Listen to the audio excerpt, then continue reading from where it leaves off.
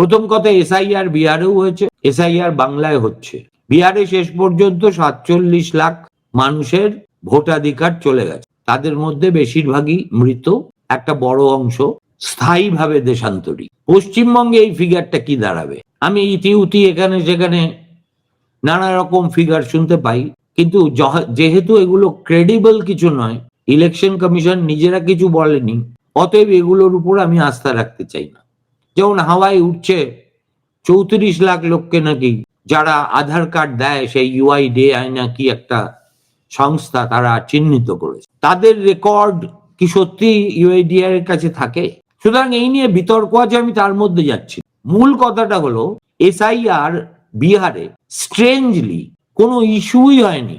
আমার কথা ছেড়ে দিন, যারা দিনের পর দিন বিহারে থেকে এই ভোট কভার করেছে, তারাও প্রত্যেকেরই তাদের একরা।